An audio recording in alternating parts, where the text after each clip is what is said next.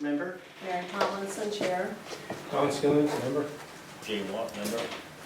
Craig Christopher, alternate. Oh, Jeff Drew, code enforcement and recording secretary. Also present is Denise Duchamp, town manager, and Melody Wesson, she's our KV cog planner, town planner. Thank you. All right, I'll entertain a motion to waive the reading of and approve the minutes of the last meeting, Tuesday, July 9. So moved. Okay. Second. Okay, thank you. Any corrections or additions? Okay, I just have some minor punctuation, grammatical things, but other than that, nothing on this. So all those in favor? Okay, motion carried. So that was Mark Mark and Robin. and Robin, yeah.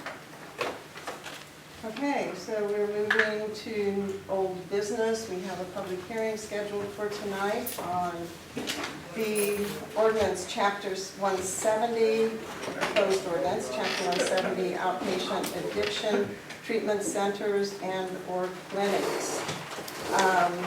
So hopefully, has the extra copies of this been made available out back? It's right over there and with the sign-in sheet. Okay, there is a sign-in sheet if you wish to speak, and I'll use that sheet to go down in order to receive comments. And copies of the proposed ordinance are in the back of the room as well, so hopefully you all can pick one up.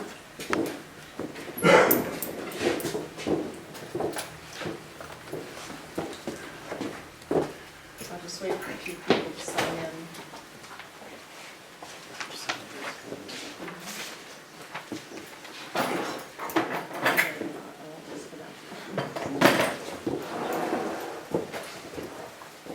I want to thank you for coming tonight, and I'll go over the rules of the public hearing shortly. So it is 6:33 and the public hearing is now open. If you wish to speak, please sign the sheet at the back of the room. And Jeff, would you get that sheet for me and bring it up, please? If you wish to speak, you will have 3 minutes to make comment, and after which we will move on to the next person on the list.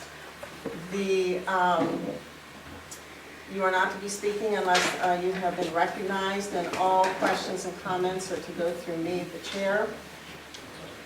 The comments and questions are to be focused on the merits of this ordinance. This is not a debate about whether or not the clinic will be coming to Madison.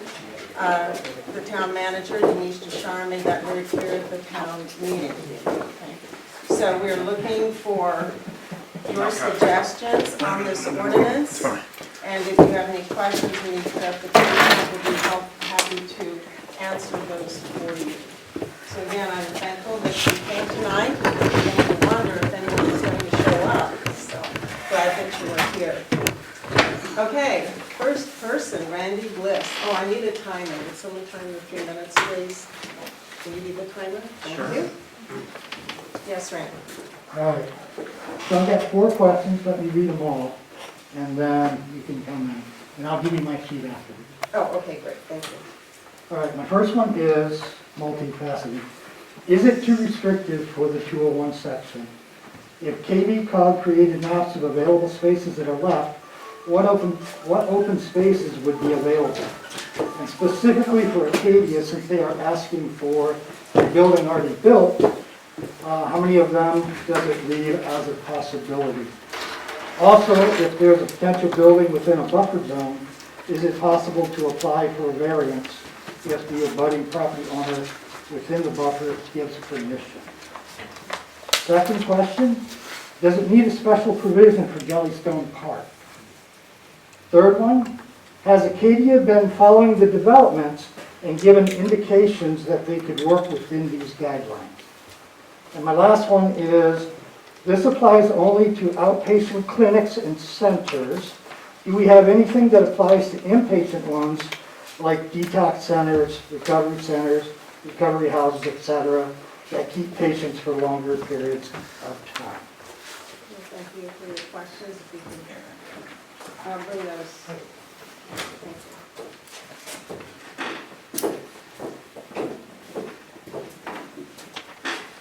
Okay. So the question is it too restrictive? For those of you that didn't hear, is it too restrictive for the 201 section if KV Cog created maps of available spaces that are left, what open spaces would be available? And specifically for Acadia, since they are asking for a building already built, how many of them does it leave as a possibility?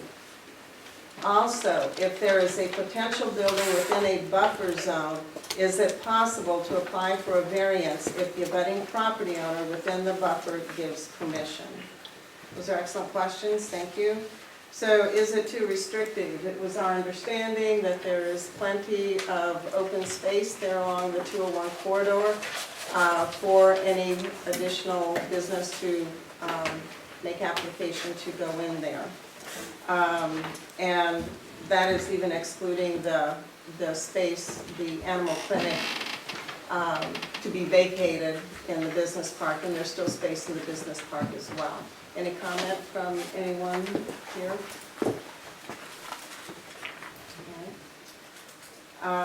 So I think that answers those first two. In terms of the buffer zone, could they apply for a variance? The planning board cannot issue variances. We only do a site review and can only give a variance or an exception to a specific criteria on the site review, but we cannot, and that is in terms of providing some information, but we cannot give a variance. That is up to the appeals board. So if we make a decision on something, on a plan, on a site plan that's been submitted to us, and we deny that, the applying party can then take that to the Board of Appeals, and they could then issue the variance. In terms of this specific situation, I honestly don't know. Do you, Denise, if they're, I would assume it would go to the appeals board again, or would it go to the select board? It would go to the appeals board. Okay. Does that answer your question, Randy? Yep, Questions? I couldn't remember. Okay. Does it need a special provision for Jellystone Park? That was something that the planning board had discussed, and we focused primarily on schools for that. And in terms of a private business, we don't have any say over whether or not the private business would object or not. Anyone on the planning board care to make a comment on that? Or clarify? You're doing a good job. Okay. Has Acadia been following the developments and given indications that they could work within these guidelines? It is my understanding Acadia was at the last, a representative from Acadia was at the last meeting and has been in communication with Mrs. Descharnes, and they know where we're going. We have not ourselves, the planning board has not communicated directly with Acadia, but they are aware. Yes? They have received a copy of the ordinance, and they are aware of what's happening, and they can work within that. Thank you. Cool. All right, and the last question, this applies only to outpatient clinics and centers. Do we have anything that applies to inpatient ones, like detox centers, recovery houses, etc., that keep patients for longer periods of time? This does only apply to outpatient clinics where somebody goes in and receives the medication and leaves. We're not sure, those that are inpatient, those would be regulated. They would have to go through another site review, I believe. Melanie, go ahead.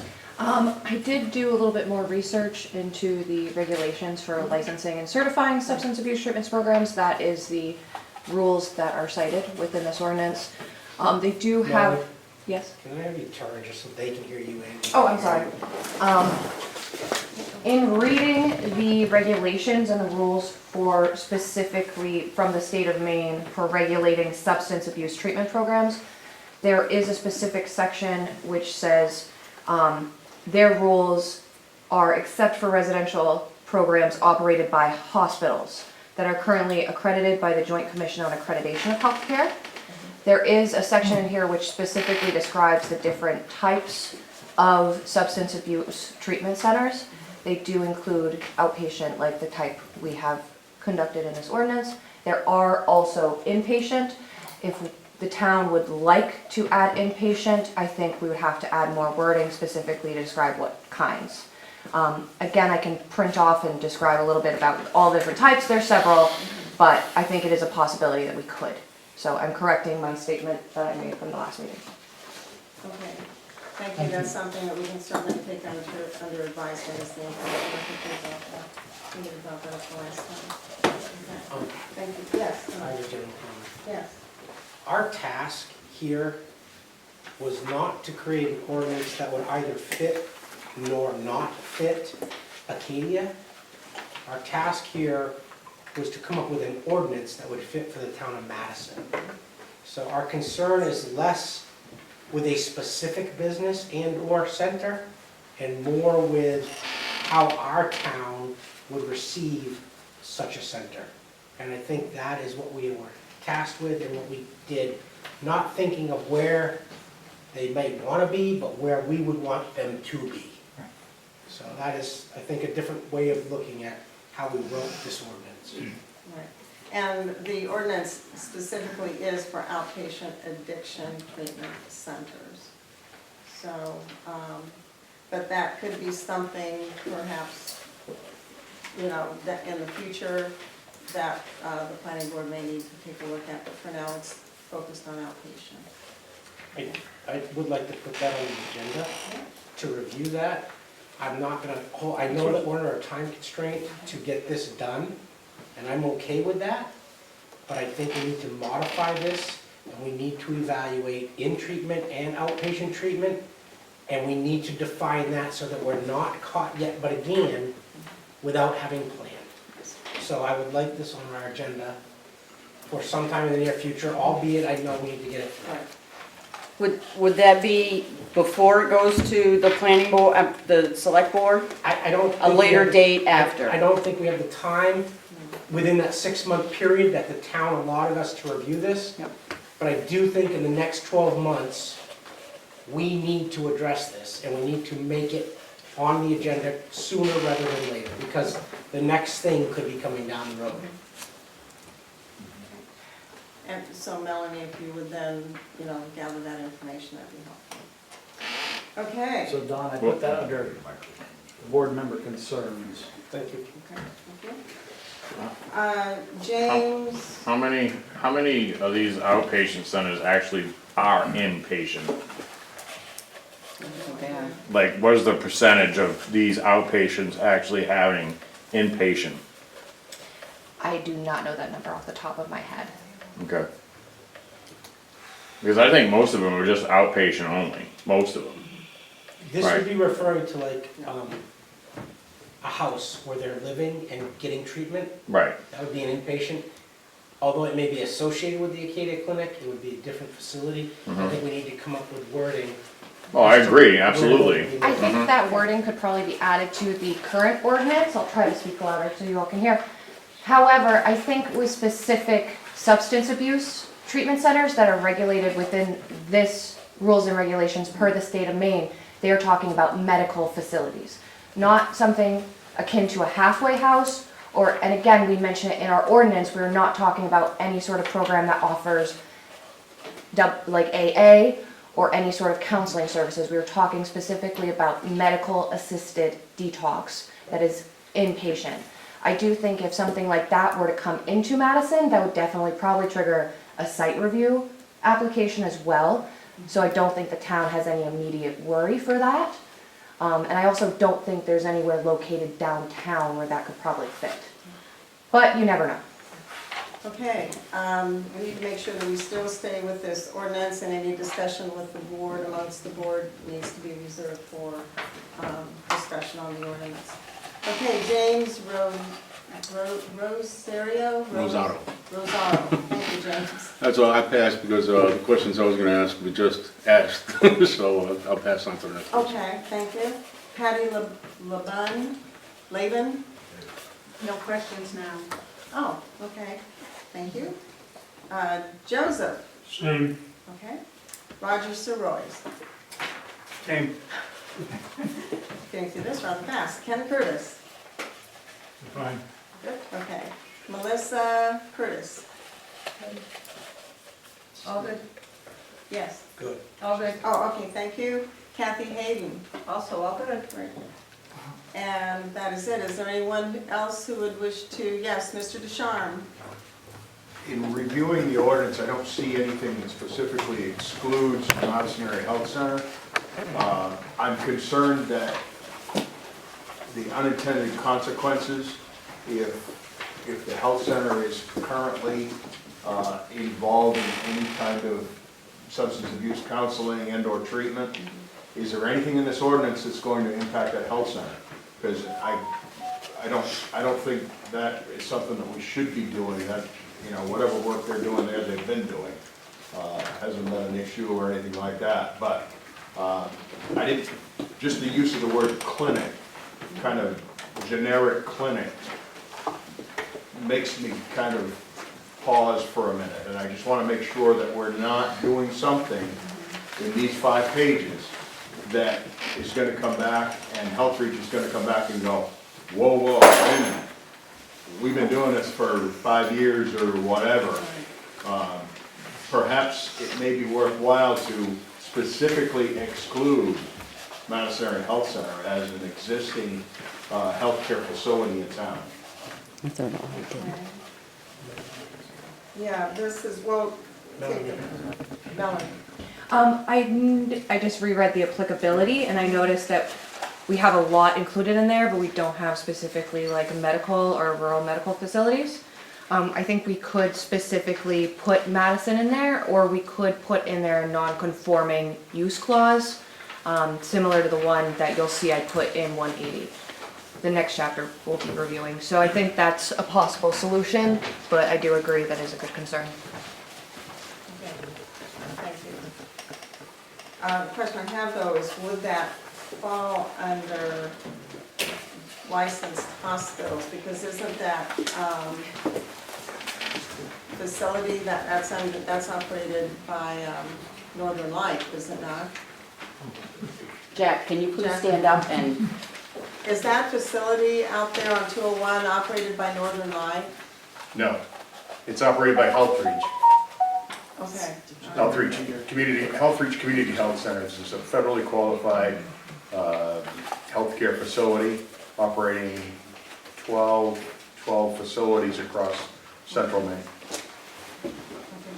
Wouldn't that be like with the hospitals? Yeah, I think that would really fall in with the licensed hospitals, because they'd have to be licensed to operate, wouldn't they, the Health Reach? If you're using the term hospital, they're not a hospital. Right. But you exclude hospitals, but you include clinics. It's called a clinic. Okay. Everybody in town has always called it a clinic. Clinic. You just, I don't think it covers it, but I just want to make sure that we don't create an issue. Right, okay. However, Yes, Samantha? if our mission is to control where these clinics operate, whether or not they've been doing that for years, and I don't believe they have, they're not issuing methadone in those types of facilities, but if they were, isn't the mission here to limit where those are for the safety of kids and other aspects of our community? And in that case, if they fall under that, I'm sorry that they would not be able to participate in that part of treatment. But our mission is to limit, or for us to dictate where we as a town would want that. And I hear what you're saying by they may have been administering this, but our townspeople clearly said to us, we want this limited and away from certain areas. We're following through with that mission. That's my take on it. So, and I think it would come down to the licensure. Are they licensed as a clinic And that would be a physician's office, or are they licensed as a hospital? I don't know the answer to that question, but the state would. Sure. We'll look into that. I just wanted to raise a question. Yeah, so you excellent, didn't- appreciate it. excellent. No, I no, didn't it's a want to good have a question. question come up down the road Yeah. that nobody thought of. No, thank you. It's important to look at. Any other comments or questions? Okay, public hearing is hereby closed at 6:50.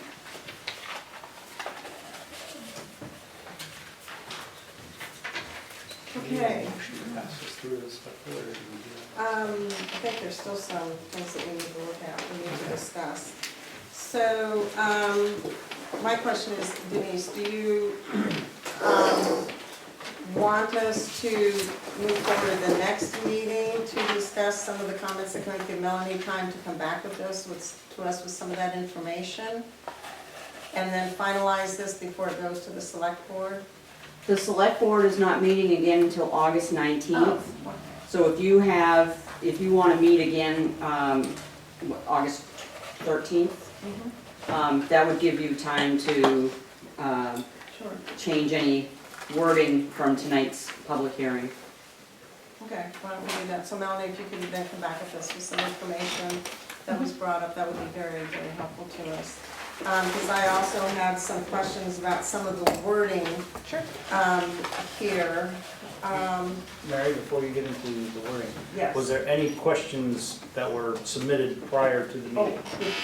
No. All right. and is there anybody else on, is there anybody on Zoom? There is Connie V on Zoom. Did she have her hand raised or, no? Okay. All right, so we're good then. Yeah. Yes, May I speak? I have a closed the public question. hearing, so I'll reopen the public hearing. Oh, it's just a question. Go ahead. So this counts as like meeting one, right? Because we have a process, obviously. Yes, we do. So this is one. Whatever you're gonna review is not gonna delay it to the For the following select week. board. So what we'll do is Melanie will come back with some information for us, and any proposed revisions to this, and we'll look at those at our next meeting, which will be August 13, all right, I believe, and from there, it will go to the select board. And then they'll review it and then schedule a public hearing, is that correct? We go. Does it need to have another public hearing for the planning board first? It's supposed to. So we're If we supposed to have change two this- meetings. something, If we it change would. this, it has to come We back have to a come back public to another meeting. public hearing, yeah.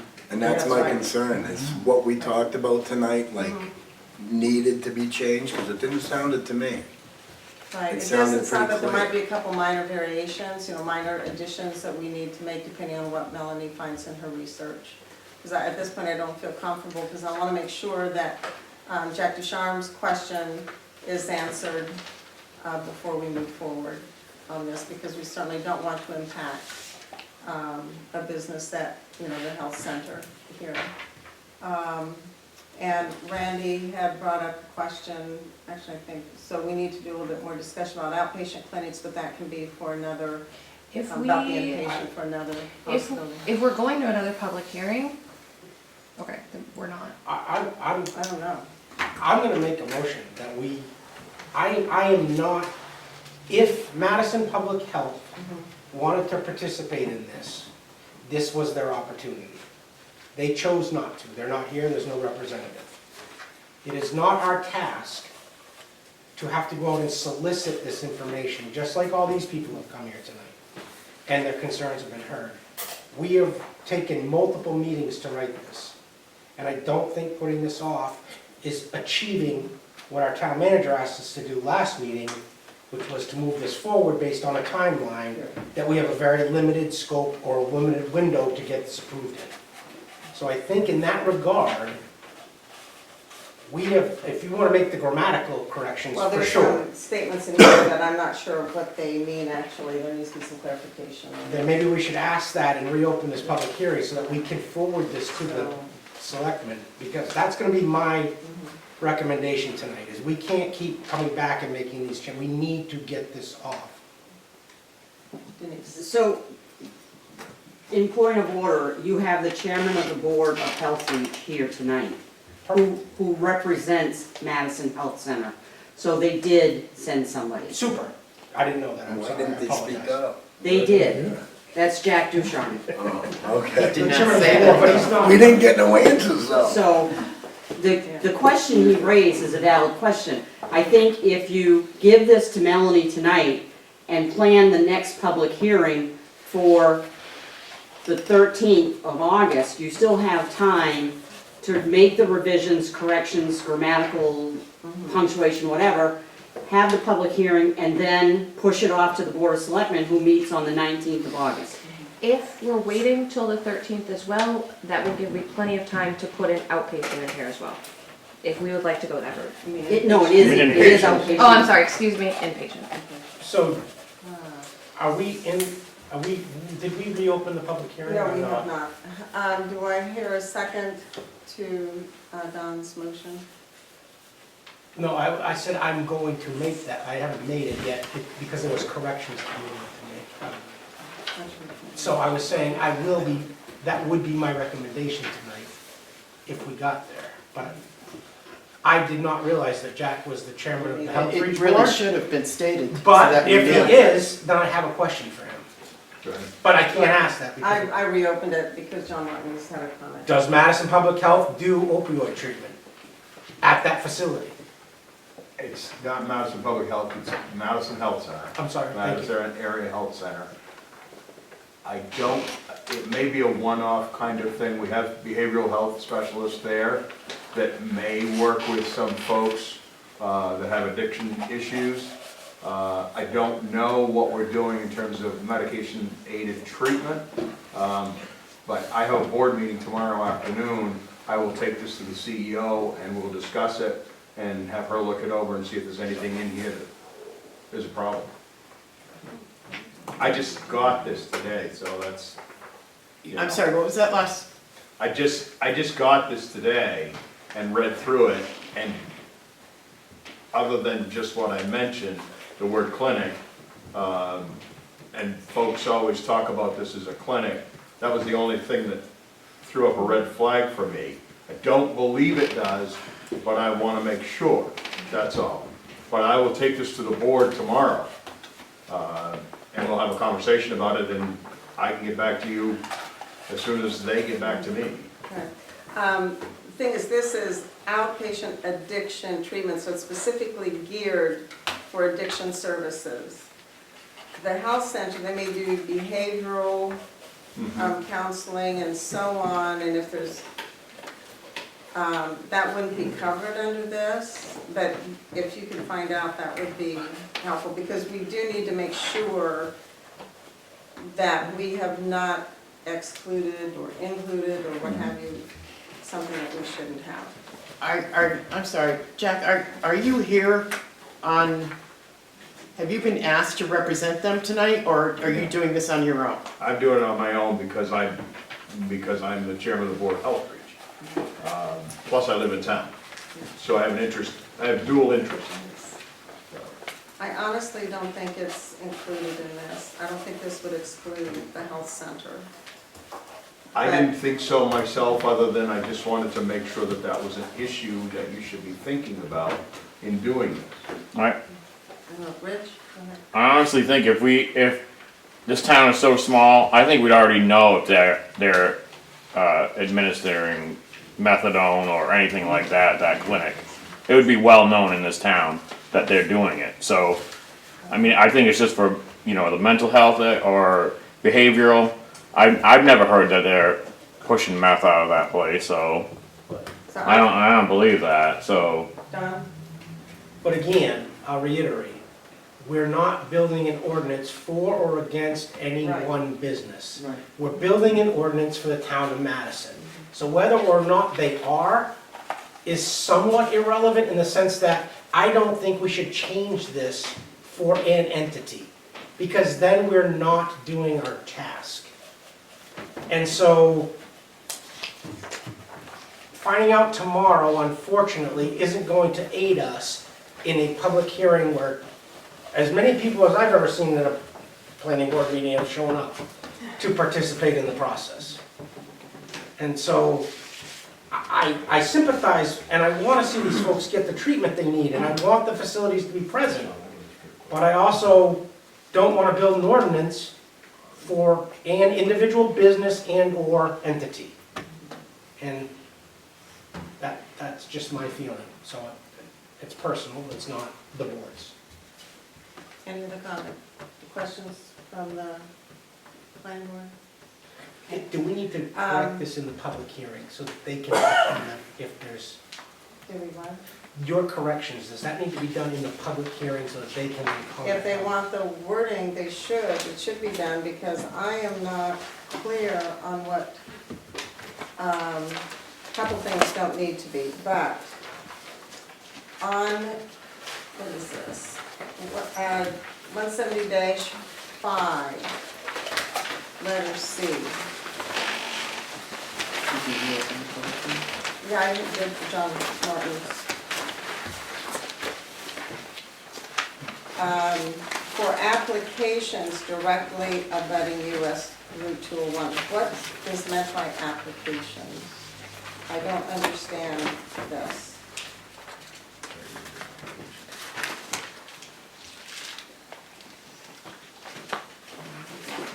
It's number 5, it's 70-4, number 5C. Never mind. On page 2, it's on the second page.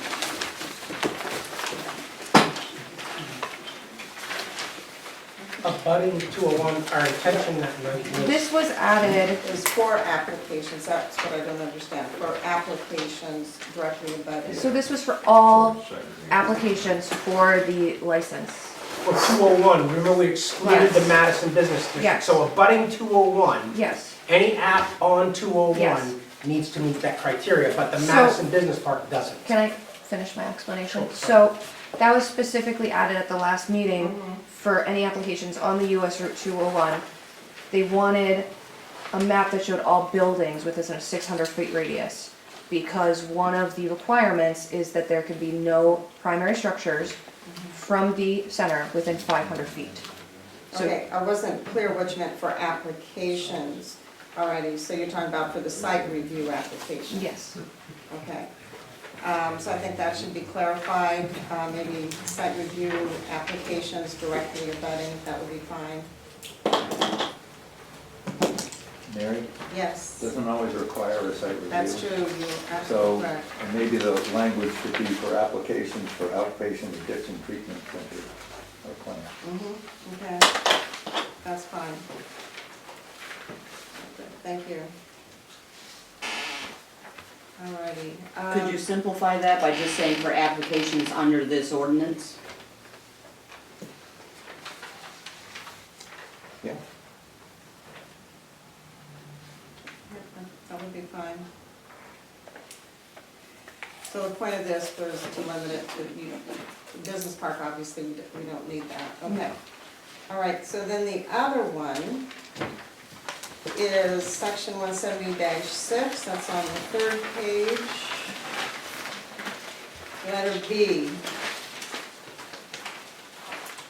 I would like to see that revised so that it is clear, except I'm not sure, okay, I'm not sure in letter B what applications are referring to.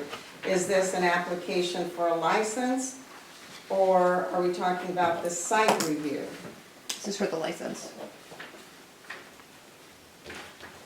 Because we don't review, the planning board will not be reviewing the license. No, as you can see, the application will be reviewed by the planning board to complete a site review hearing.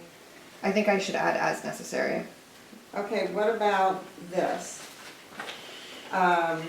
If required, a site plan review will be conducted by the planning board, followed by a public hearing.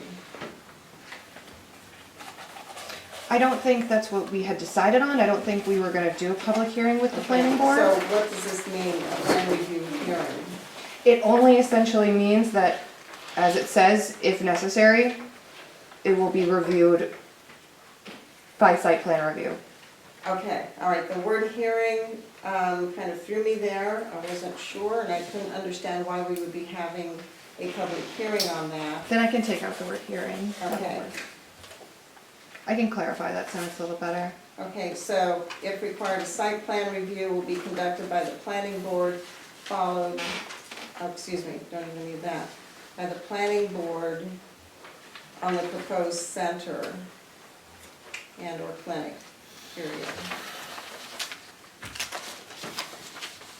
So if required, a site plan review will be conducted by the planning board on the proposed center and/or clinic. Okay, would that work? Mhm. Okay. And the other items are just, if you, just grammatical kind of things. If you mention, let's see, under 170-4, you have the code enforcement officer, put that in parentheses, CEO. Can you tell me where Yeah, exactly that page is? one, page one. Okay, 170-4, application requirements, the intro paragraph there, you have code enforcement officer, and if you would put in parentheses following that CEO, and thereafter throughout the ordinance, you can just choose the abbreviations, the CEO. Okay.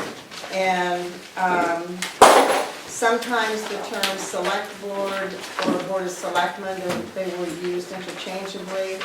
I'd like to see that all changed to select board,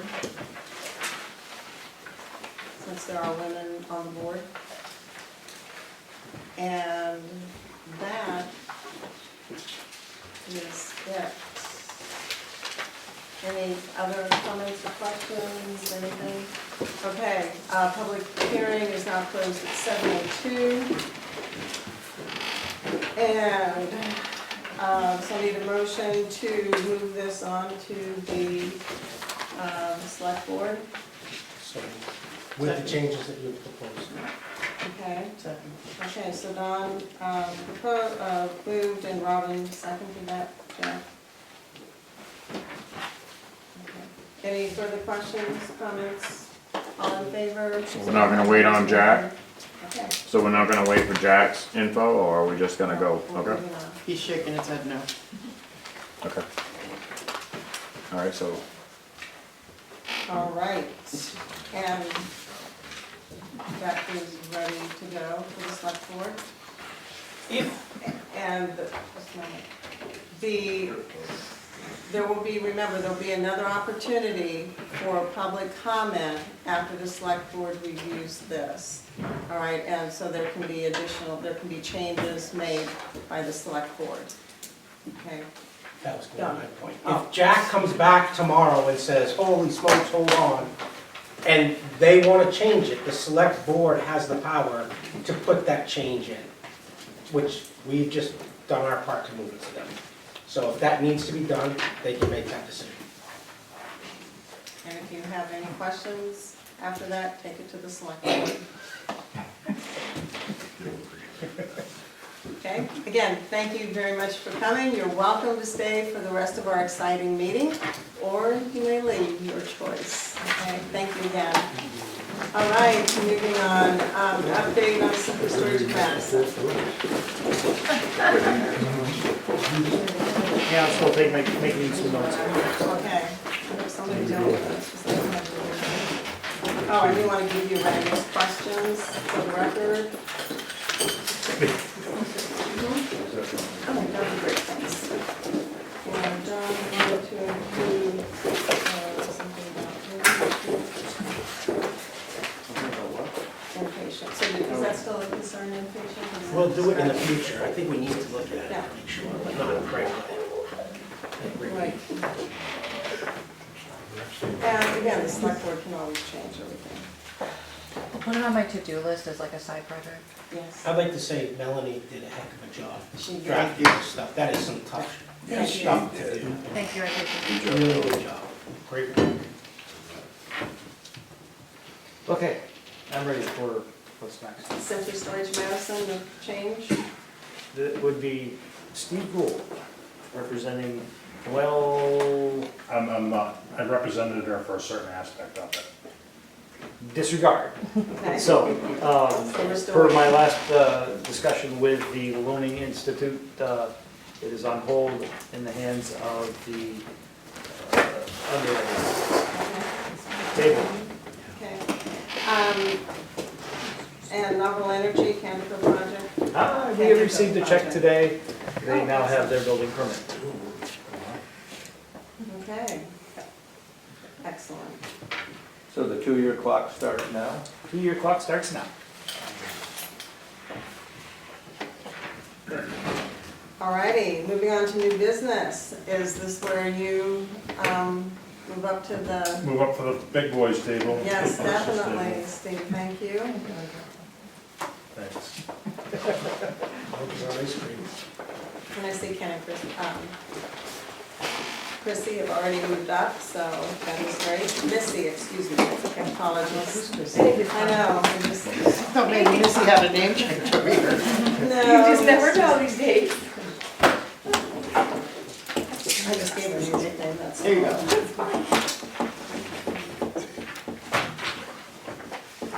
I do apologize for not getting out so sooner.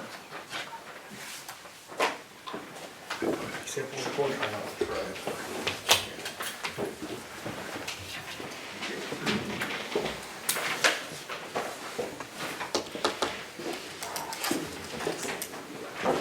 what I have in front of you, or what you're gonna see is a pretty minor subdivision.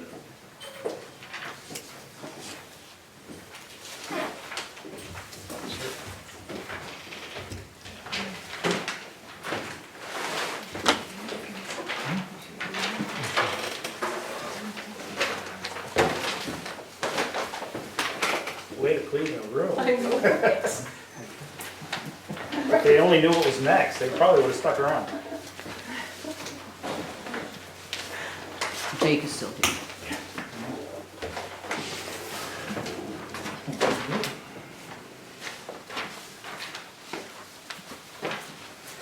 Thank you, sir.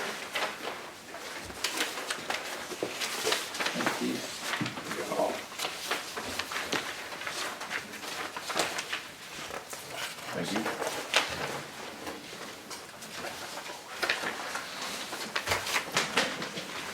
No, you put them through an obstacle course, so they didn't. Bush wasn't here, right? Great.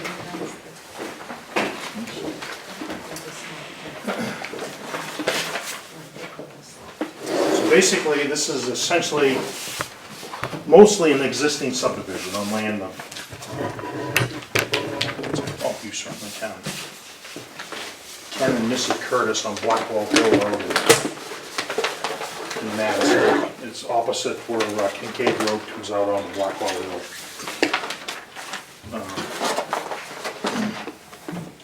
I'll describe what we have. And I still have a little apprehension on whether this is, oh, sorry, Jeff. Sorry. You want a big one, Dave? And would you, on this when you get going, Steve, would you please, I have trouble reading the smaller terms. Old eyes, Sorry about that. I do have larger scale if anybody wants But those. if you can just explain some of this as we go along.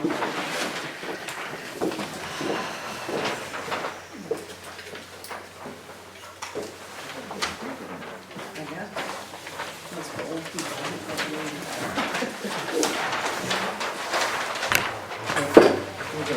You guys want?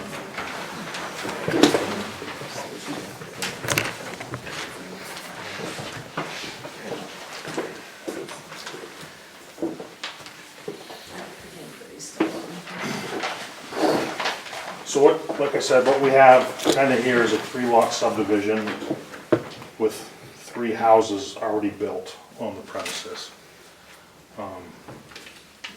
Ken Curtis bought this land several years ago and has split it over time. And actually owns more than, he owns some of the abutting property too, which is a separate deed altogether. So basically out of this lot, there was a parcel sold to the north to Michael Spencer that was sold out probably 10 years ago or so, at least. The Curtis's current residence lies in what I call Lot 3. And back in 2021, they sold a parcel of land to a Jimmy and Angela Arbor.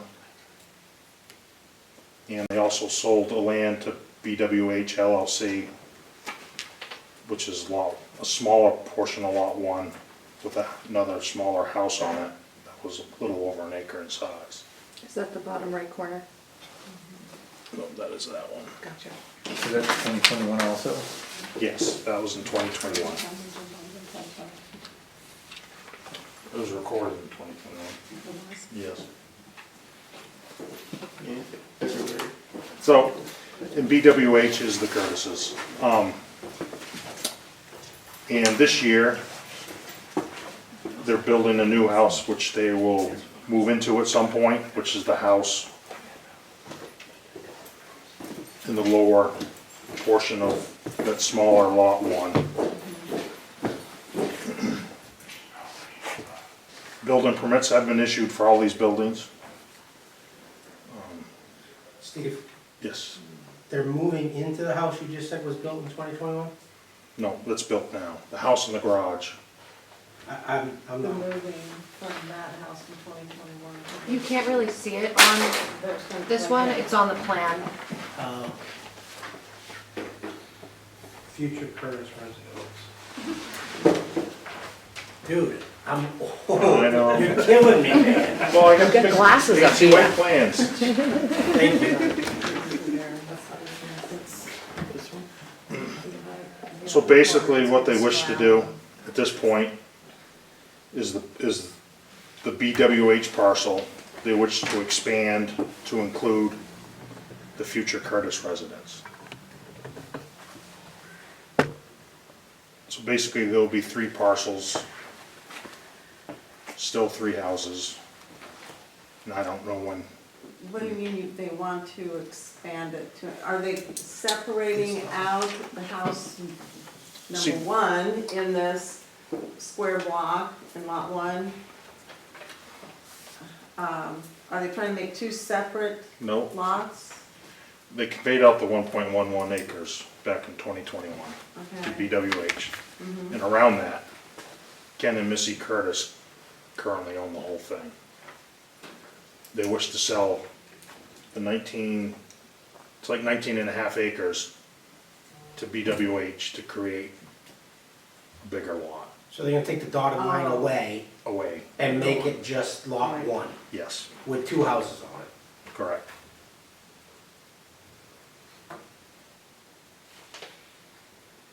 We're on the same page now. I understand, okay. So with the house that you're currently living in that other house, right? Okay. So are you planning to remove that house? Are you going to sell that house? You're going to sell it. It's gonna be So good, you're going to be making a separate lot, which is this lot 3 that I show. which is what? Lot Lot 3. three. Look on the big white plan. Lot 3 is where they are now. It's not that other one beside. You're selling your original home, but the 2 homes on lot 1, are those staying together? Yes. Under So- PWH. Okay. So Those will become their homes. Is it hers? Oh, no. Yeah. We're gonna put a tunnel underneath. it works out perfectly in the wintertime, right? It's a wonderful thing having They're visitors. selling So is BWH owned by the Curtises? It is, yes. Yes. So the whole lot 1 will be owned by the Curtises under BWH? Correct. Are you leasing your house lot? For the house you're gonna We live in? rent, the little one right now, we rent to somebody, yes.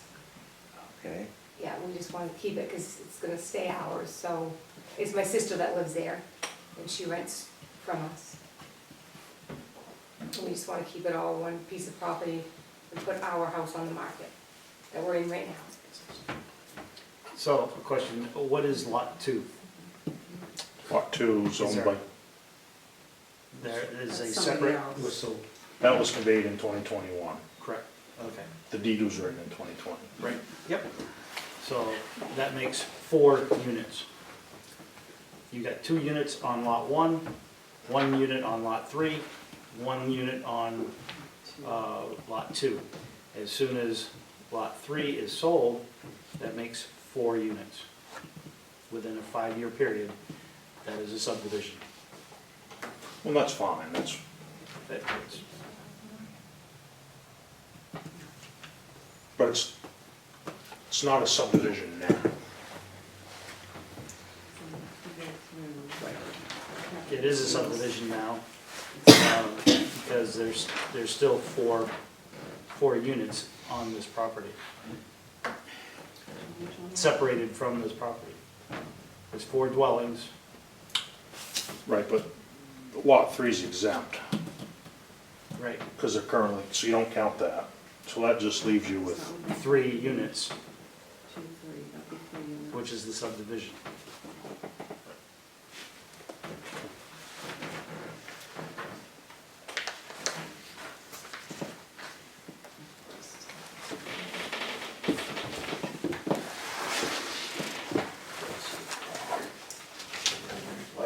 I can read it.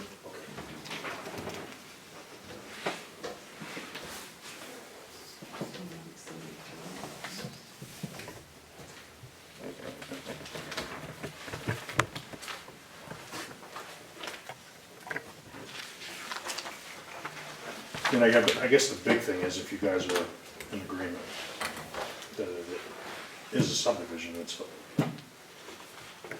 a minor subdivision. Well, I have a technical question for either Mary or Mark, the gurus of this book, is if ownership, I understand 3 dwellings, but it's single ownership with occupancy of 2 of them, does that make that 3 dwellings, or does that make that? And I'll refer to the fact of like my boathouse and my house, that's 2. I put something out, but I occupy them all. So does that constitute, I don't know, I'm asking, does that constitute a subdivision? My boathouse. But ownership of all 3 buildings, I don't think that would. It says no Once it's in an LLC, it's no longer theirs. It's a business. It's separate. So can we put the new house in the business? But, Okay, on this, but it's a state plan, it's not. no person may sell, lease, develop, build upon is the key being there, or convey for consideration, or offer, agree to sell, lease, build upon, or convey for consideration any land or dwelling unit in a subdivision within the town of Madison that has not been approved. So, up until now, this hasn't been an approved subdivision. That's what you're doing tonight. So, it would need to go through the process. But you said building permits have already been issued? Has the building permit already been issued for the new house? I would assume so, yes. Yes. And see, according to this, that if this isn't an approved subdivision, it should not have received a building permit. It should have been a subdivision when the new building was applied, when the permit was applied for. But by issuing said permit, did we forego any of this? Because the town has issued the permit, so technically they can go build it. Technically, it's not a legal building. After the fact? Well, it's a legal building, yes, but it's just, the subdivision hadn't been created. All right, so give me the correction, how we fix this? Create the subdivision. Make it a minor subdivision and there's no, We don't separate out minor subdivisions from major subdivisions. putting them through $10,000 to build a second house is, A subdivision is only $250 for the subdivision plus $25 per unit. There's 4 units. It would be $350. Mark, you have any comment on this? I need to And you got the cost of engineering, Process. surveying. reacquaint reason to myself explore with the it. regulations. Yeah, same here, I'm Not just still the town. confused on this. Mark, I didn't hear your comment. Sorry. He needs to- I need to reacquaint myself with the subdivision regulations. You're much better at that than I, so. Because this is, once you involve buildings and lots, it gets really muddled. That is for sure. Because technically, if you got 3 apartments, It's subdivision. It's a subdivision.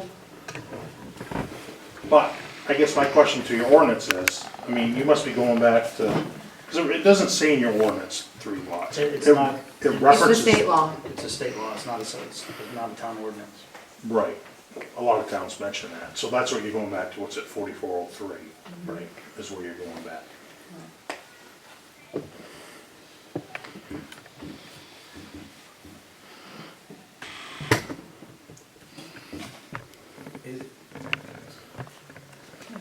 Is there a, Mr. Gould, in your expertise, is there a reasonable solution that would not make them incur a very large financial donation to your business that would pass this through in an easier fashion? Have you dealt with this in other communities? Well, no, I mean, basically, 3-lot subdivision is the easiest way out. I mean, everything's been built, so basically I show everything here. I mean, everything's shown. So that other house has already been built, Oh, yeah. It hasn't, it's not finished. but it's in the process of It being is built. well on its way, That's the new, yes. So, I mean, it's being built already, the permit was given, like, okay, like,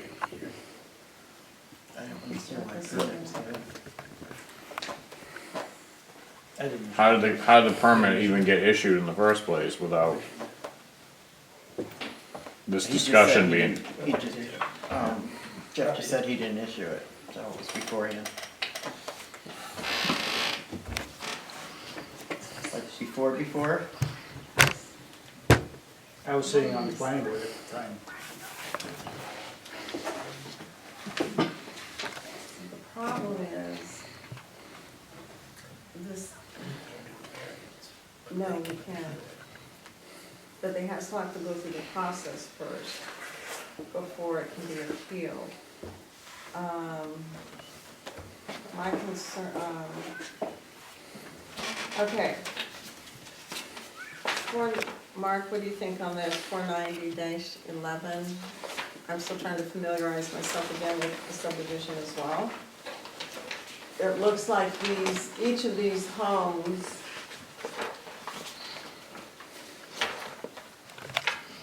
is there, how do they get, so there's this one drive, right, to get to all 3 homes? There's an existing drive off of Blackwell Hill Road, and they're all accessed off from that.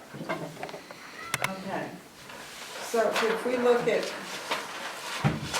I don't know whether we can do this, and we really need to be careful here, because whatever we do,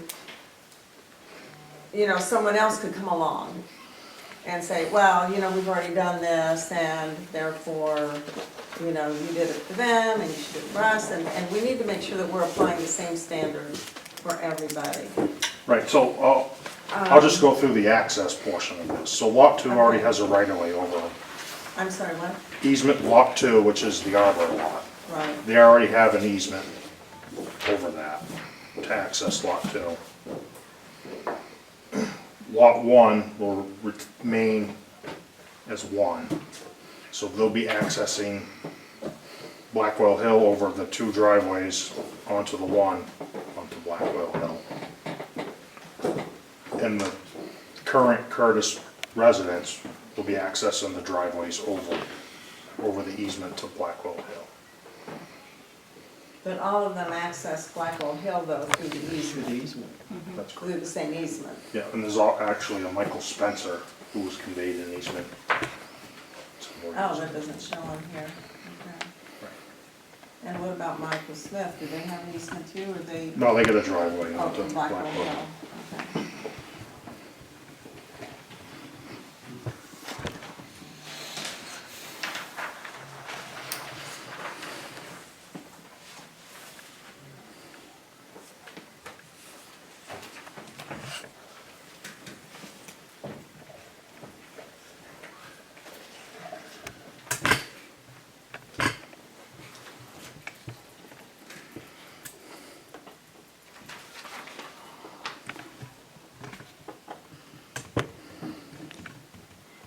will note that while we're reviewing ordinances, this may be a good time to just make a note that we should probably add an after the fact application section in this ordinance. Probably should review this one. Just add it as a note for next time. Just take the look. I asked for one earlier from Jeff, and he wouldn't give me one. I most certainly, So, It's all on our website too. I That's what he said. 100% agree with Mary that we can't be, just like I said with Jack's situation, we can't be picking one or the other. This is a very black and white board. It either fits or it doesn't fit. In this case, I think we have a little more duty because we issued a building permit. So we have enabled them to incur expenses, a lot of them, building a house, by issuing said permit and now coming back later. I don't think that's fair or just. And I think that's a way that we could justify that in the future, to say this isn't, in the future, we can't issue the building permit before we do the subdivision. But I do see an avenue to say this case was unique versus another case. And I think we should do all we can to make this as painless as we can, based on the fact that the town has some liability here in allowing them to get to the point they've gotten to. Yeah, I think that's reasonable. And they're not doing anything crazy, no more. I mean, you do more, you're gonna. so what you're saying is create the subdivision. That we should, I think we should go through the process and have all of this information down so that it's a legal subdivision. It doesn't mean that they're not gonna be stopped, but at least you have everything as a matter of record. Because down the way, somebody's gonna be buying your house someday, you're not gonna be living there forever, right? And who knows what's going to happen in the future, and we need to make sure that, you know, everything is done right. We do, but we can't, I mean, that's $10,000 worth of engineering. That's not, they're halfway through this house, that's a lot of money that we screwed up on. As Mary had brought up briefly with 490-11 waiver or modification of application requirements, Right. we could potentially waive some of the supporting documents to lower the possibility of engineering costs, especially ones that the board may deem unnecessary, as this is a smaller subdivision. And that's what I was wondering, since we asked about that, because Mark reviewed that too. But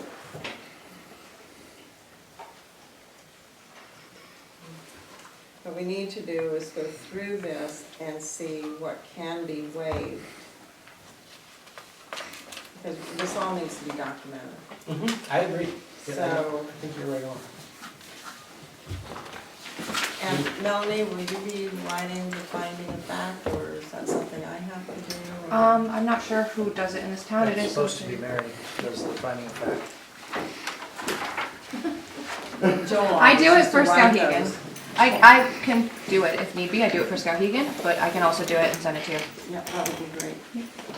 Joel always does that. Joel, Joel. Oh, Joel, yes. you forgot him already? Director Joel. So we should have at least an application. There's not gonna be a pre-application because there's been no pre-application. Well, this is kind of it. I mean, Yeah. that was mine. I mean, like soil We test already pits. have the maps, so, I mean, there's no need for us to do soil test pits because they have septic. right. So do we go through 49010 and say, do we have this information, Yeah, we need to go, we're supposed to have a public hearing too, but since this is already open done.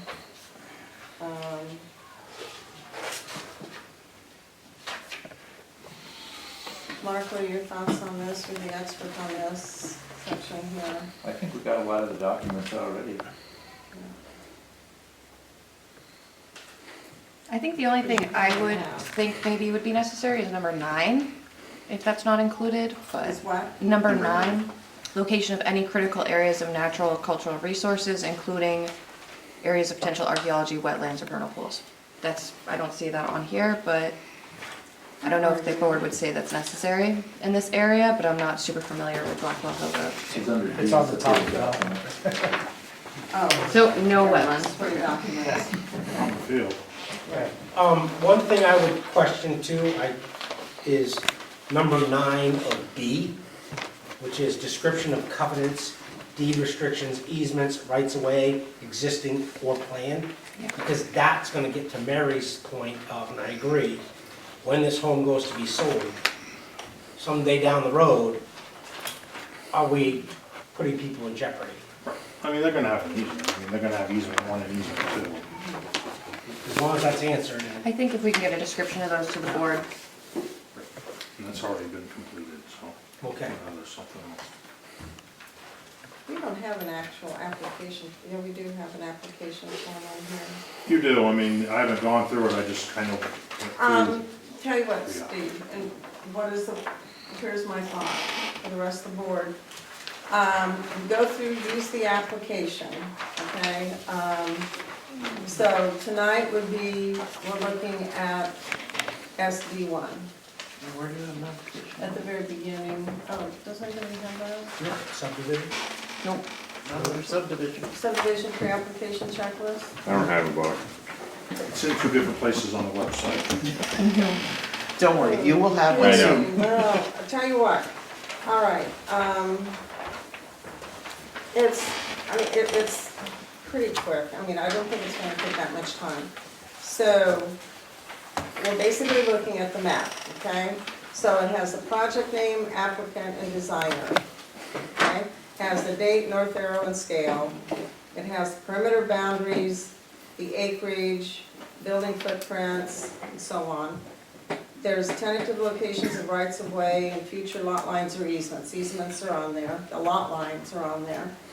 And so letter F is the general natural features of the area to be developed, areas of steep slopes, bedrock, outcrops, ponds, streams, wetlands, and floods. So that's the soil thing that we have. If you're all in agreement, I would say that this would satisfy that. And you can see on this what some of the natural features are, and if there's any ponds, there's no ponds in that area, right, you're up on the hill, so. The tentative location of proposed structures, locations of existing structures, enabling land uses. That's on there, except what's across the road, but, I mean, that appears to be pretty good. And we have the soil survey map here, I believe. Yes, we do. All right, and this has already been developed, part of it, so we've got that information. So that's the preliminary plan, so that's all been satisfied, if you all agree. I agree. Okay, actually, make it a formal vote. Have we completed all of the requirements that I went through for SB1? Show of hands, please. I'm sustained. The what, you're abstaining? He's staying out.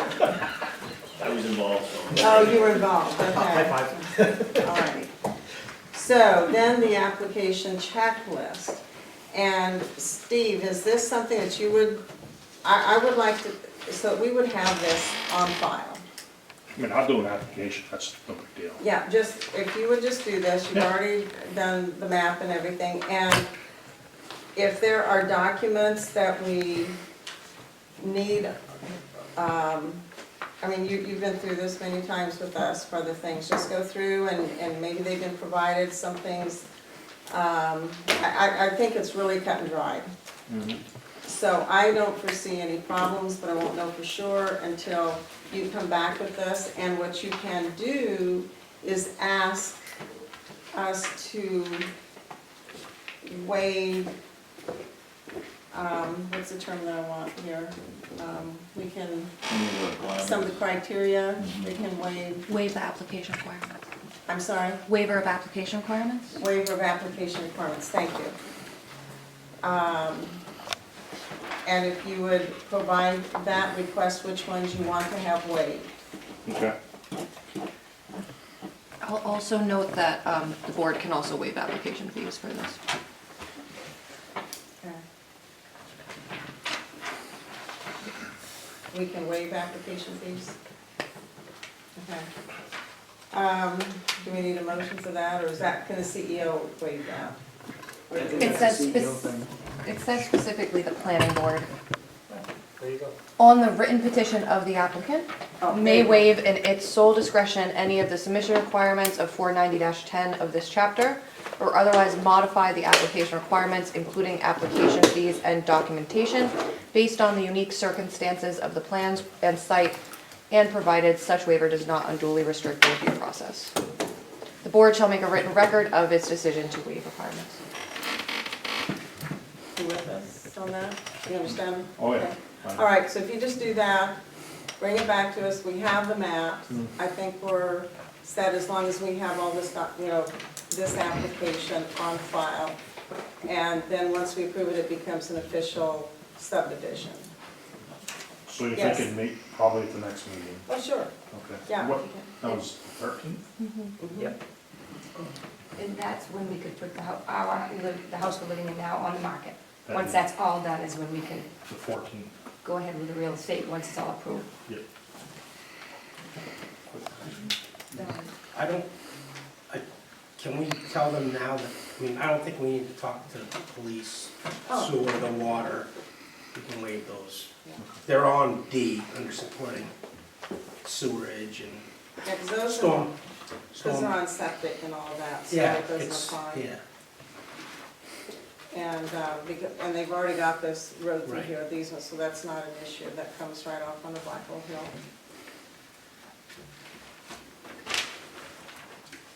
So, yeah, I think that, Mark, does that make sense? Yep. To you, so I'm deferring to Mark since he's really good at this. Guru. Yes, he really is, a guru at this. The guru. Yeah, so I think that's all we need. Just Perfect.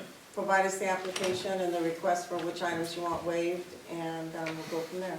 Sounds good. You need that the week before, so you need that on this. Please. So that he can send it to us and we can go through it. But the good news is it's 3 weeks away. I mean, we're willing to work with you. We know that this is really a mess, and it's one way at least to make it all legal, and there's a record for 100 years down the road. If somebody has the question, none of us will be here, I don't think. Well, somebody will be here. There'll be only one. I'll be long gone by then. I can't even read them. But at least we have this, and I just want to make sure all the T's are crossed and I's are dotted. Oh, yeah. And for future reference, go ready. Well, Oh, that's what part of it. there's a story behind that, but I won't go into it. Thank you. Okay, are we all set? I'm all set. Thank you. Okay, great. See you in 3 weeks then, right? Thank you very much. Okay,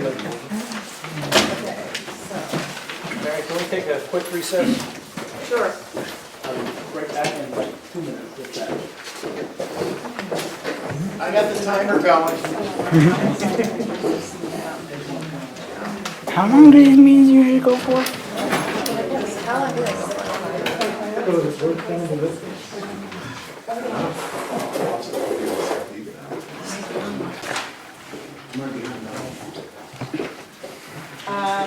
Probably maybe the best thing is to take this, let's just look first at Article 1.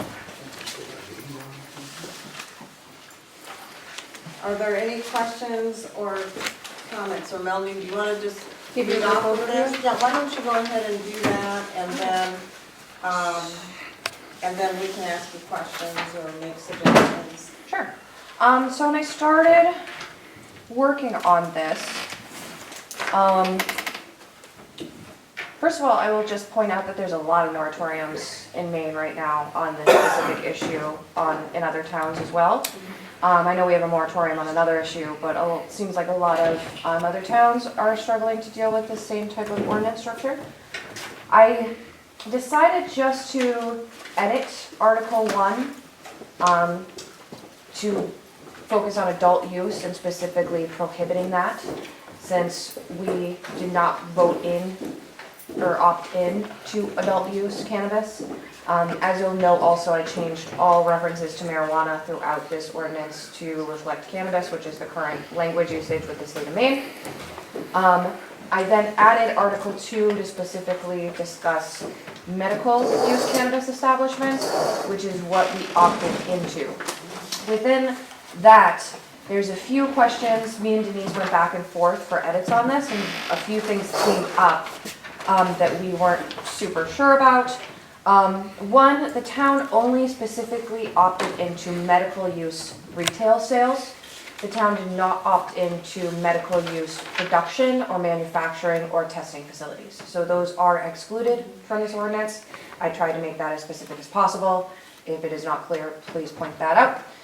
You'll also notice some highlighted areas, specifically under 180-8, specifically like number of licenses the town would like to grant. I figured that is better for you guys to come up with than myself.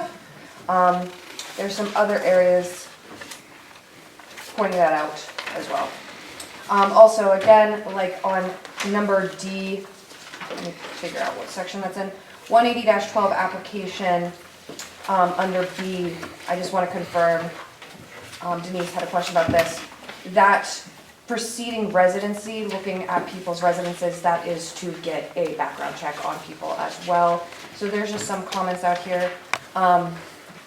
And there's obviously some language structure we should go through and make sure everyone's good with. But overall, that was the general idea behind the ordinance and structure of it, so. Alrighty, so Article 1, how do you want to proceed with this? Just to go through this item by item, or if you have any questions or comments, we can just do it that way? Sure. Let's see how we do with questions and comments. Okay, sounds good to me. Okay, any questions or comments on Article 1?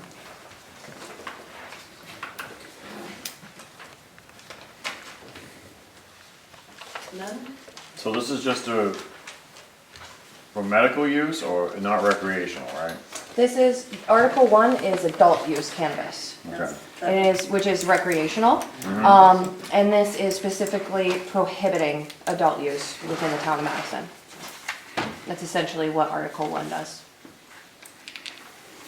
Do you have a question, Robin, on that? No, I found it. Okay.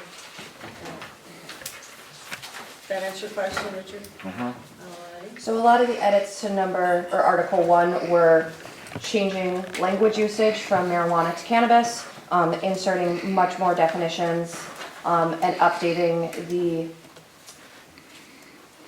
authority and the legislative titles. Okay, seeing no comments, I guess we'll move on to Article 2. So, Article 2, adult use cannabis establishment does not include, And this is medical use. The first one was adult use. Article 1 was only adult use. oh, sorry, what are we doing? Article 2? Article 2. Oh, Unless you have comments or questions on Article 1. oh yeah, I thought we were just on number Oh. 1 authority. Oh, Yeah, I've got a few things here. okay, go ahead. Okay, on Article 1, the definitions, adult use cannabis establishment does not include, if I can find it here, the social club, adult use cannabis social club. Got it. Whereas we get back to 180-3, prohibition on adult use cannabis establishments, it's in, the adult use cannabis social clubs are included back there under A. Got it.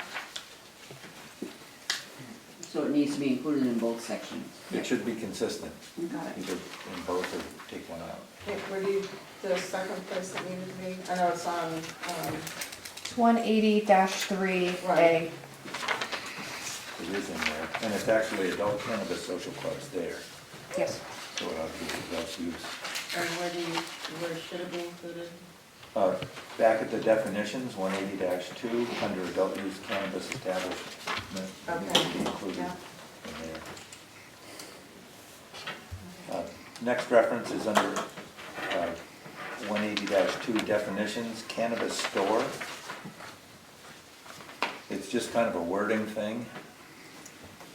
A facility licensed under MRS Title 28B to purchase adult use cannabis, immature cannabis plants, seedlings from a cultivation facility, to purchase adult use cannabis and adult use cannabis products from a products manufacturing facility. That second "to purchase" is redundant and kind of Okay. just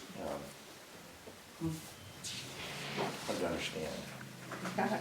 Well, I think then you need to go down to the next sentence also, because then it says, and to sell adult use cannabis products, and Yeah, seedlings to I consumers. think that "to purchase" is redundant anyway. There should only be one "to purchase." It can be in there, but it just gives you pause. So from a cultivation facility, Let me check. from a products manufacturing facility, and I think it would probably make sense, probably just to push together those two sentences and just say to purchase and sell, and list what is included in that, so I can tighten that up. Because both are included in both the purchase and the sale. yes.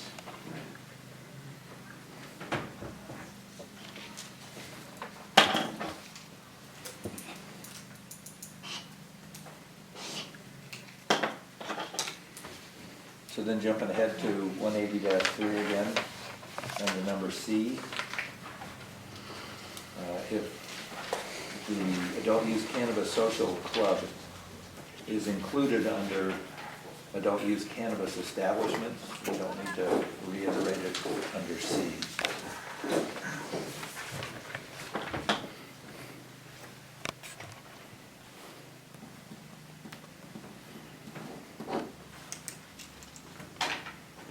Saying that it doesn't need to be there because it's already prohibited?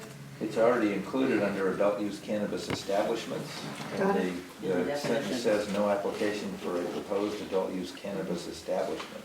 Okay.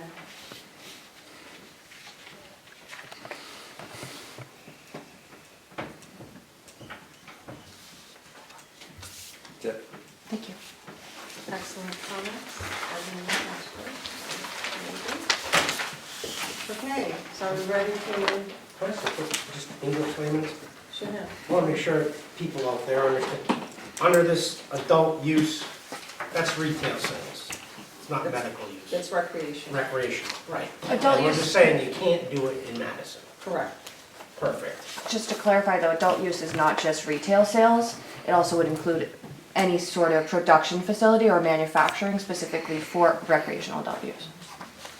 Perfect. I just want to make sure, as people watch this video later, they understand the distinction between Yeah, it used to be recreational. adult use and medical. Of course. And again, I'm trying to change the specific language used in our ordinances to reflect the current language used in the state. Thank you. So one other comment, that brings up a thought. Should we have a purpose stated in Article 1? Good point. That would just kind of clarify that? For authority. Yes. Do you have authority, you have authority and then purpose? Yeah, Yeah. because if you look back at 170, the second section is purpose. Yes, that is a very good point. Right, then you have to renumber all of the others on there. That's not a big deal.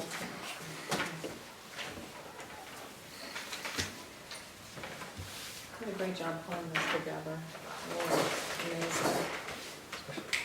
Yes. Okay, any additional comments on this? On one, before we move to Article 2? Okay, moving to Article 2. I'll go.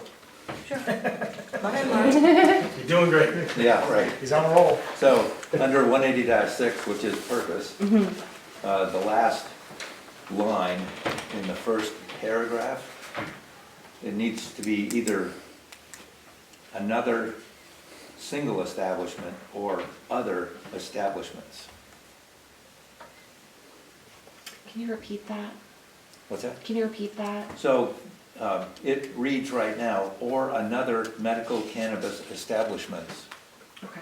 So it should be either other establishments or another establishment. Got it. I have a preference for another establishment, if anyone. But I'm not an English major, man. This is my weakness, so I'm a math guy. But if one goes out of business, we are not gonna allow someone to, if there is a location that is currently operating, we are not gonna allow that to continue operating with a change of ownership. Am I correct? That's under the grandfather. Yes. Right, but Unless does it's that in the sentence same- apply to that? No, this is purely an English thing. Okay, cool, you win. English is my weakness. It's plural and Okay, plural, or singular and singular. okay, Uh, cool. So it should be other or another. So there, Not the S. in the most current one I printed, I did not include this. I don't know if it was the one I sent you, but I've added in 180-9 under non-conforming grandfathered uses. Sorry to jump around. How many paragraphs do you guys have in that section? Under 9, Yeah. only one. So I'd added a second paragraph to that when I was kind of running through that actually stole from Hollowell's non-conforming use ordinance, which essentially explicitly lays out that if a non-conforming use becomes vacant, that it can't go back in. So if that is something you would like me to add in this non-conforming clause, whether it's by fire, whether it's by vacancy or abandonment even, that non-conforming use cannot come back. But the license holder would have to vacate, essentially. Move their store someplace else.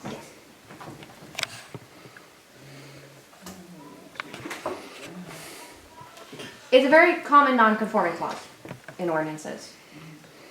And again, it's a way kind of within land use kind of zoning in order to move non-conforming structures out of areas of town you don't want them. But it still allows them to hold on to that place as long as they're there. And that's only in the event that that business is shuttered for a Yes. period of time. Yes. Or burned down. That's by some kind of. There was clauses within there if so much of the building is destroyed and they are willing to rebuild within X amount of months, they can have it. If they don't, however, start construction or get a building permit within a year, they forfeit For another location, you mean? for a license in that location. The same location to reconstruct what was there. Not if it's wiped out 100%. It's like, there was a portion, I think, that had to remain. I can put that That would make sense. paragraph back in and you guys can read it next time and see what you think. That would be great. That's almost in alignment with our, In with shoreline. an item in shoreline zoning. Shoreland zoning is 50% And you get 18 months, right? in 18 months. Yeah. Yes, I would like to review that. I think the rest of us would too. That would be.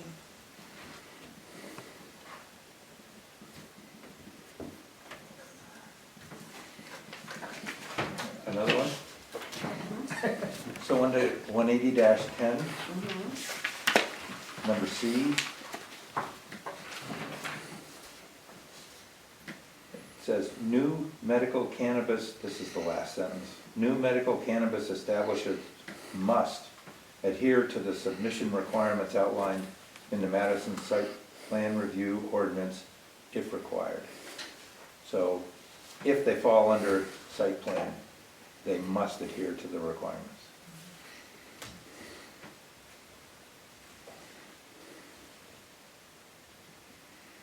Okay. No other questions or corrections or anything? Anyone else? Do we give her a rough idea of the number of establishments that we're looking to have? Because I know that was in one area. Yep, that was item B Yeah. on 180-8. We currently have 5, correct? Yes. And 2 Five are that I'm out. aware of. 2 There's are out. 6. There's Pravda, there's Puffbox, there's Wicked Lettuce, there's Lakewood Cannabis, there is, the one that used to be in the old Ken's restaurant. Yep. And then there's the Kinio's Garden Center. There's 6 of them. I didn't realize he sold pot. I didn't think they did, I thought it was just a garden center. Me too. I'll double check that, but I'm pretty sure that they were, at one point, they wanted to. I thought it was just a fertilizer place, just wherever. Okay, Just plant products. then, all right, then I may be, I'll check on that tomorrow, but Alright. I'm pretty sure that's just a They fertilizer. don't have a license for selling, do No. they? Because I thought we only had 5. Do we want to limit it to the 5 that we already have? Simple Twist, that's the name of it. Yeah, there. Can I ask, out of those 5, how many would be non-conforming? Puff Box, All but the wicked lettuce. no, No, the 2 on Lakewood Road would be fine, would they? the 2 on Lakewood Oh, Road, oh, There's 2 on Lakewood Road, right, Simple Twist and Lakewood Cannabis. right. And then you have Puff Box would be non-conforming because they're right, within a certain distance of the playground and the basketball courts. And then I think the Wicked Lettuce and Pravda are not in a safe zone. So I think there's only one that would be non-conforming.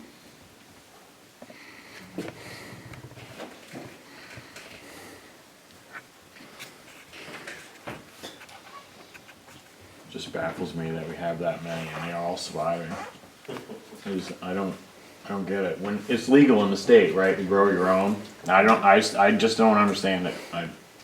When you have that many in a small town and they're all still in business and they're all still paying their rent and they're all, Paying their taxes. yep, it just baffles me. What is the fair number to limit them to? So we don't know if there's a 6th one, is what we're saying at this point, correct? I'm gonna check on that in the morning. To give you an idea, Portland just upped their number to 20. That is for Portland. And what's their population, like 80,000, 85? Give me 2 seconds. Nobody wants Hey, to work Siri. in Portland because they're all high. What's the population of Portland, Maine? Population is As of 68,000. 2020, the population of Portland was 68,408. That was in 2020 though. You're faster than That Google. was pre-pandemic. I bet you it's not now.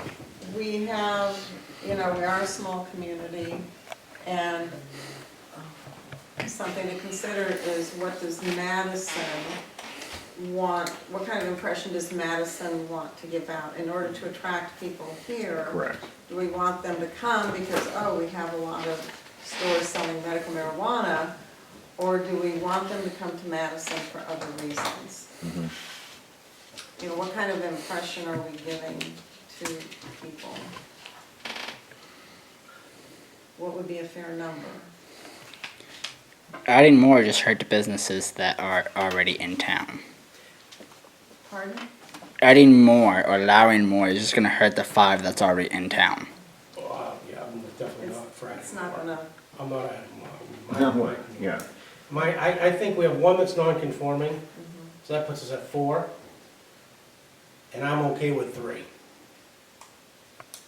Gives competition to the people that are in town for those people that want that service. There's 3 providers. So the first one that goes out, we don't renew that license and we leave those 3, the others that are conforming. We leave those. I don't wanna see 1 because then you don't have competition and the people that need that product or are desiring that product, it's harder. Just to confirm, I don't think we technically can not, if someone doesn't go for the license within 6 months, then they won't get it per this ordinance. But if they go through the license requirement and renew it, then Right, the 5 can continue to operate unless they close down. right. And what I would say is that we should only have 3, so I think we're saying the Plus same thing, 3? right? So you're saying 8 total? No, No. Oh, I'm God, saying no. 3. No, 3 total. 3 total, we have 5, those 5 will continue to renew as long as they wish to stay in business. Right. But as 2 of them go out, we do not renew those licenses. You don't, it's not a renewal license. You don't We don't accept replace, the new, you right, don't replace that Right. license. that's what I'm saying, we're not gonna, provide another vendor. Right. We have 3. So I'm Quick. guessing, because this is in here, that we can legally limit the number of medical marijuana stores. We can, I'm not sure you can, I'd have to look into that. I'm not sure you can provide someone a license and then the next year say we're gonna limit the No, number. no, no. No, no, Oh, no. So let me give you an example. So Wicked Lettuce lets their license go and they don't reapply for it.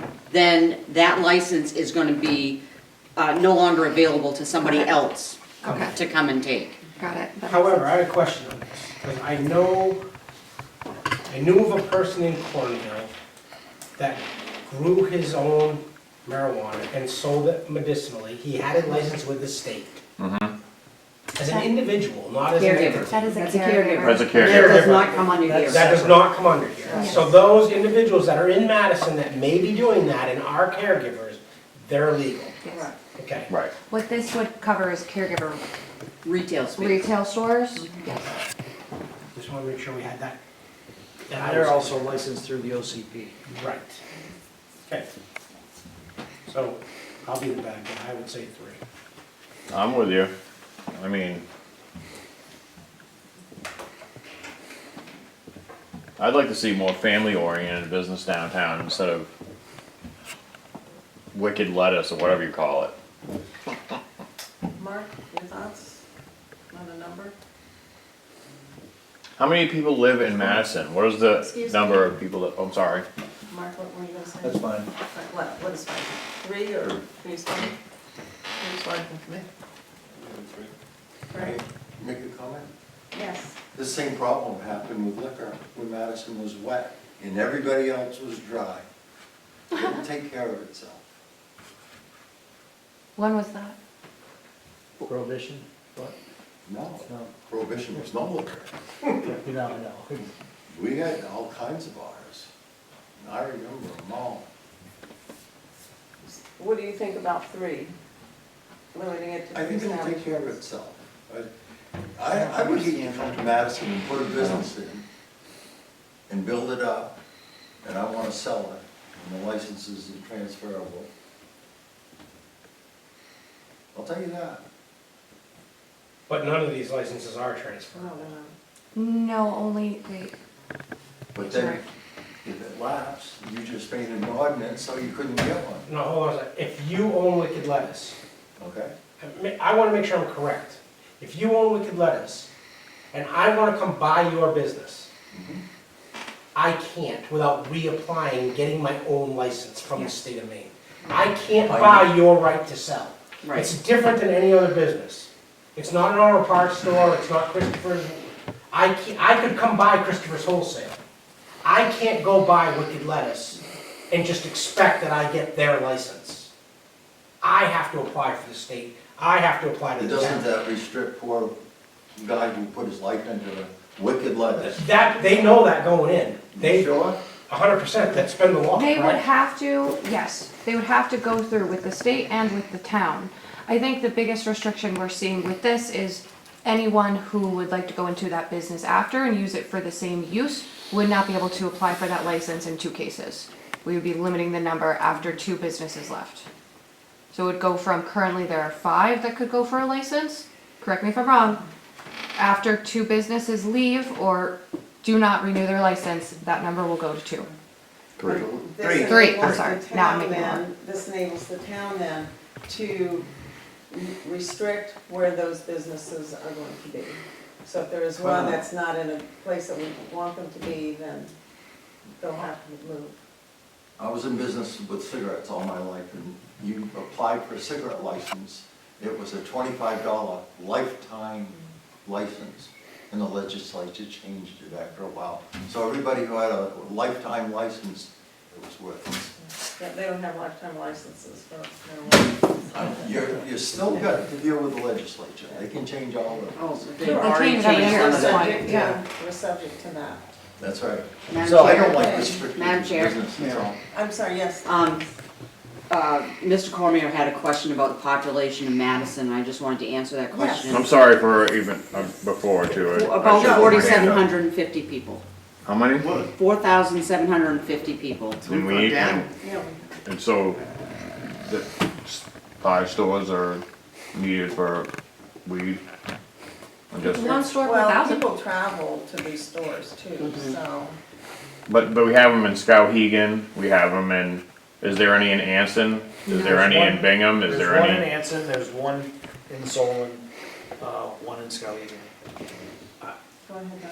I wanna be careful not to bastardize these businesses, because they are viable businesses, and they are. Right, and viable I'm in not town. either, but And I although just, I may not agree with it, it doesn't mean I don't agree with Wicked Lettuce being in operation or any of the other. correct, I think they're all good for our community in the sense that they provide a service to people that need that service, and I'm Correct. okay with that. right, I do think we're enhancing their value the same way that a liquor license becomes more valuable in a small town if you have one liquor agency store. That now is worth more money, supply and demand. I'm gonna limit that supply, therefore my demand goes up for that entity. If we go to 3, we've limited the supply, therefore the entity of the remaining 3 mm-hmm, now become more valuable. Correct. Because there's only 3. And correct, so, I'm not seeing this as a detriment, I'm actually seeing it kind of as a, and we're not affecting the 5 that are in business. They can Correct. stay in business. mhm, But the last 3 standing are gonna be worth more in the end than they are today. correct. And that's why I would say, but I'm not trying to bastardize either, any of these 5.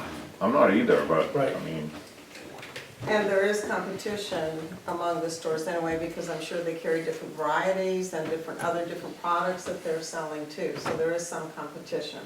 So Yes, once we're down to 3, and if one closes, someone else can apply for that license, yes, but only to a location that we choose. correct. That's Only location stipulated that in meets the here. citing requirements within the ordinance. Meets- And so far, there's only one that doesn't, Correct. correct? And that's the one right down here in town. That's my opinion. Yes. So any of the other 4 locations are available if they choose to reopen in that location, as long as there's only 3 left. Or build somewhere else that's within that. Okay, Greg. To answer his question about the ratio of people to stores, it'll self-liquidate by itself. If we've got too many stores and too few people, they will fail by themselves. If we Right. have too many insurance agents, but how long have they all been in business? how do you answer a question? I don't know, I'm just In that asking. We're evolving. We had 4, I can remember 4 dress shops in town. Mm-hmm, So in terms of this though, so you're good with 3, you're good with 3, you're good with 3, done, okay? So let's limit it to 3. Okay. Again, keep in mind that this will go to this, we'll have a hearing, and it will go then to the select board, right? Yes. So they can always, Does that need to be a motion? Well, we're still working on it, right? this is just wording, I don't think we need. So the next planning board meeting will be to go over what we just added, subtracted, Mhm. and then the next meeting after that will be a public hearing. Public hearing, right. Okay, so, Um, I'm just- anything else on this? I'm just trying to see more different varieties of businesses instead of just the repetitive. That's just my end game. I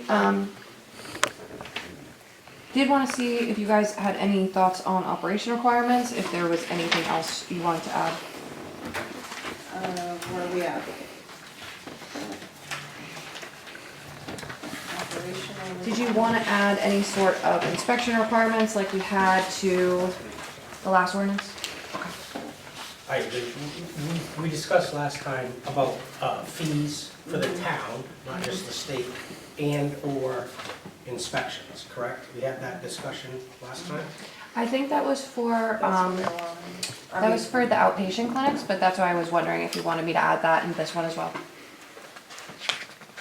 I'm just going through and seeing if there's any other, And for point of order or clarity, didn't we, I thought we discussed it with regards to this as in regards to like a liquor, like bars need to be relicensed, and we talked about, yes, shouldn't these stores be relicensed? yes. So that is under licensing procedures. Yep. D, was actually discussing this with Denise. So the renewal application shall be subject to the same review procedures. However, it may be reviewed by the town manager and CEO if there's been no code violations or complaints. Cool. Where are you at? That is section 180-11, D. 11D. I probably should put in there that it should be renewed yearly, but I Yeah, thought I read that, didn't I? an annual renewal Annual application. renewal. got it, okay. Do we have a fee established for this? We did not, but I should probably add a line in there that a fee will be established by the select board. By the select board. Okay.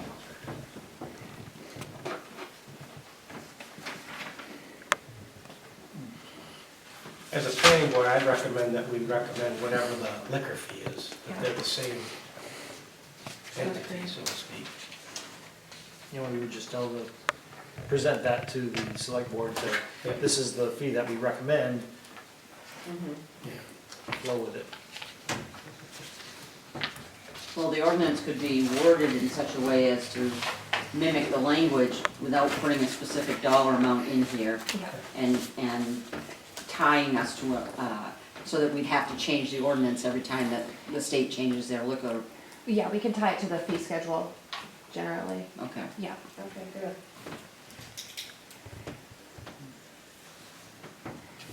All right, I will get those revisions That's for good. the next meeting.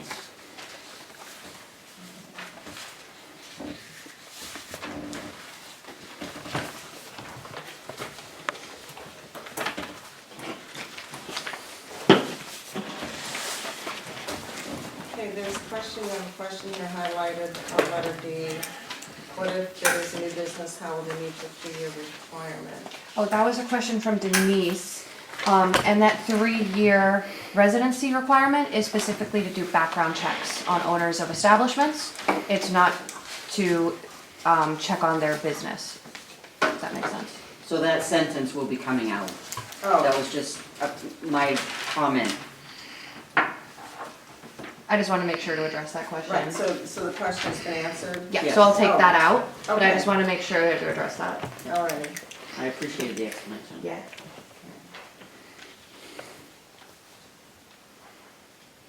I mean, if we've got somebody that's skipping around from place to place every 3 months, do we want to give them a license?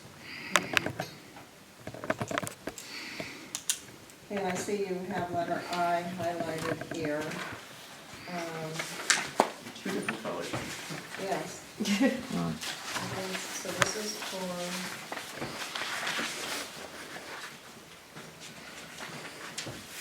Letter I under what? it's where we just The were. blue. Oh. Blue highlighted, that's -12, the I.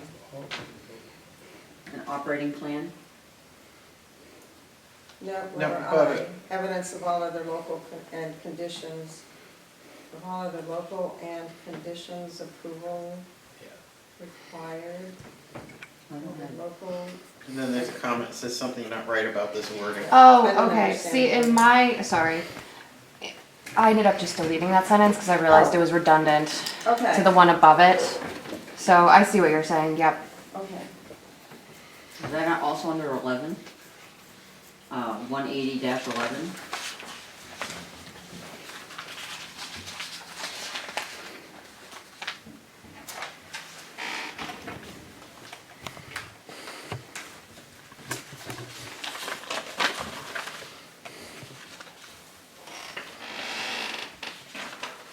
That probably deleted.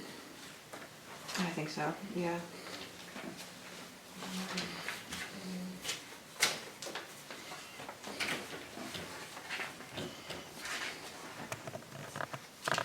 Okay, and -13, you have town staff, is that changed to something else? I changed that specifically to the CEO and town manager.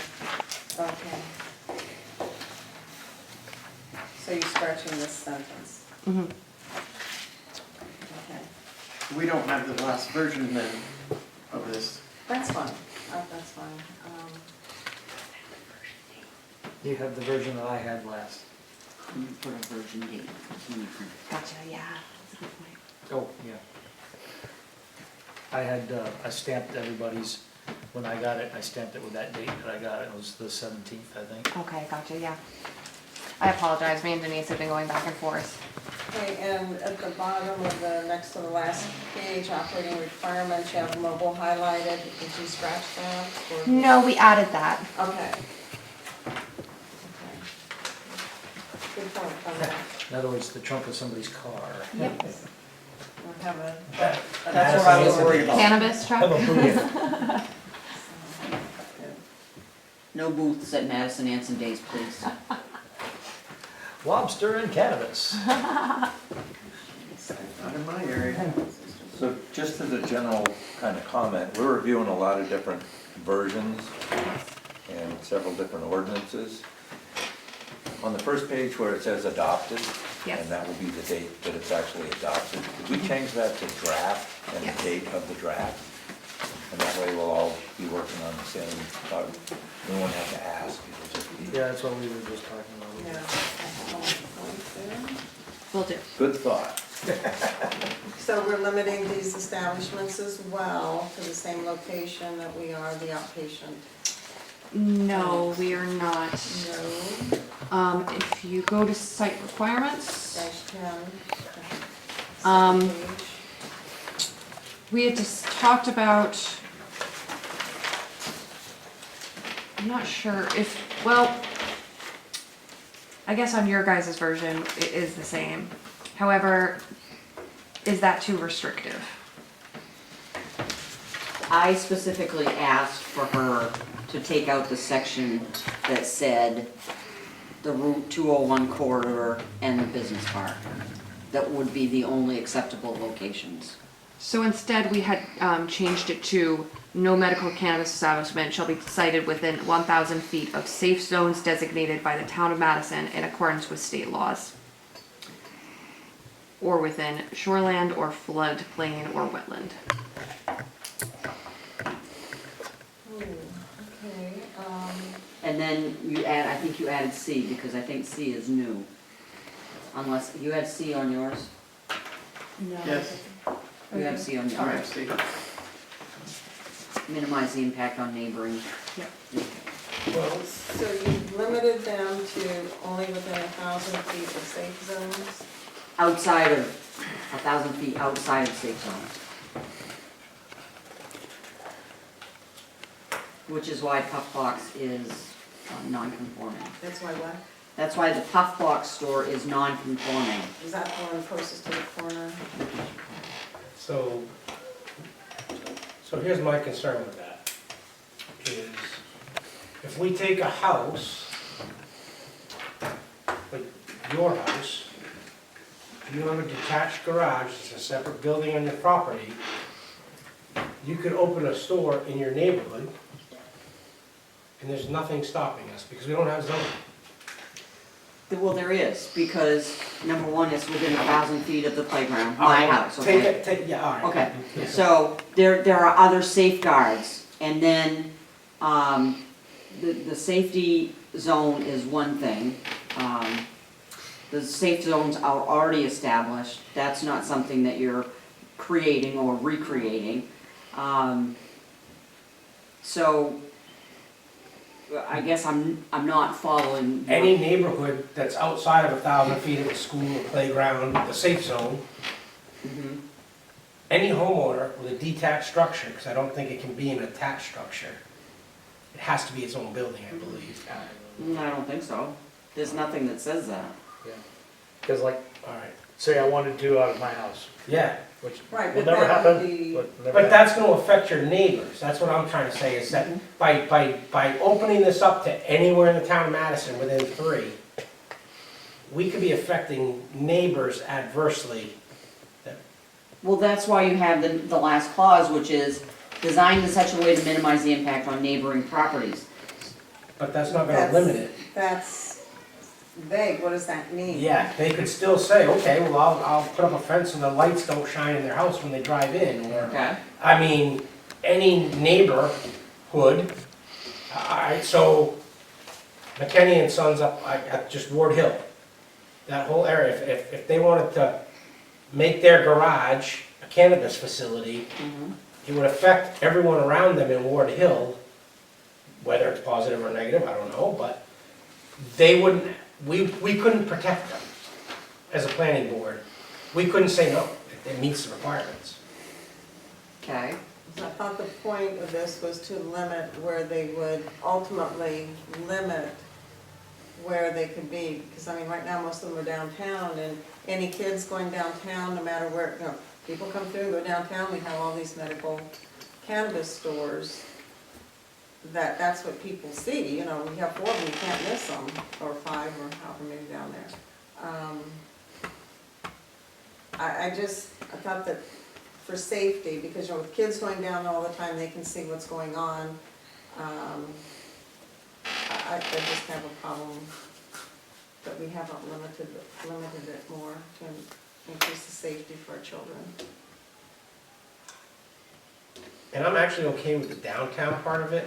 Where I would get really nervous is if I was in a quiet, quaint neighborhood, outside of a safe zone, and someone wanted to start a cannabis store, they could, and it would affect the value of the abutting properties. Can you add something to the effect that where it's 90% residential, or 95%, or 75% residential? We don't have zoning. No, we don't have zoning, so I don't know. No. That would require kind of creating districts. Unless you said within 500 feet of another structure, like we did in 170. Right. We could. That would definitely, again, that would limit any of the stores that could potentially ever go back into Main Street. So you would pretty much be permanently limiting any cannabis businesses from Main Street. And But if that's something you want to do, that's entirely a possibility. But, Go ahead. but if we're making it a limit, if 2 of them were to close, we're making it only 3 in town. So, I mean, And if one of those closed, yes, you can open another one, but it has to be somewhere else. Within, outside of 500 feet of somewhere else. But I think we're getting into that dangerous territory that Greg was referring to, and I agree with him, that if Wicked Lettuce is one of those 3, and they're legally there now, and they're not in a safe zone, they should be able to sell that business and reopen a business there, because it's not within 1,000 feet of a safe zone. We can't get punitive on these either. Right. So it's that fine balance, of finding that fine balance. Residential, I think we owe a duty to our citizens to protect the residential area. You're on Main Street, that's a business district, outside of the safe zones. If you'd like, I can take another shot at the site requirements, and put on Main Street as well, and take a more look at what streets are more business oriented in Madison. We can make sure it's cited on Main Street or Old Point out to 201.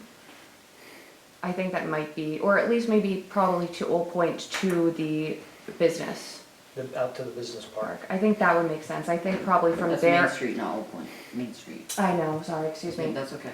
But I think from there out, I think maybe from the business park out to 201 is more rural residential. May not be the best siting for it, but I think from Main Street to the business park and maybe along Old Point as well out to Father All Road. Or is that too residential? Old Point beginning where? At Main Street. Well, this is That's on the Old residential. Point, and you've got a playground right there. Yeah, And so the 1,000 feet will still apply to a safe district. right. But if someone wanted to buy RTD Roofing's office, and it's not within I don't know if it is or isn't, but I'll assume it's not within 1,000 feet of a safe district, would we allow that? That's the question on the table, is that, but I don't think we can, I wouldn't want to see us exclude Main Street outside of the 1,000-foot district that we've set as a parameter. And I understand your point with that, so I'm good with that. But there are The residents. major arteries. Yeah, we just gotta define it. Let me take a shot at defining them, since we will be reviewing this in one more meeting. Let me take a shot at defining that a little better. Okay, and then we'll all be on the same page with the same draft. Was there any other major conundrums or questions or revisions? see anyone? We're good now. Thank you so very much. Thank you all. Great job on that. Okay, any other business to come before the board? I got it. You do have some, Joe? No, I No? don't. Oh, okay. Board member concerns. Rich? No. Mark? Robin? No. Don? No, ma'am. Don already put his in. Right. Craig? What's that? Okay, and hearing no other business or anything else, the meeting is adjourned. 8:30, what is that, 8:33? Close enough.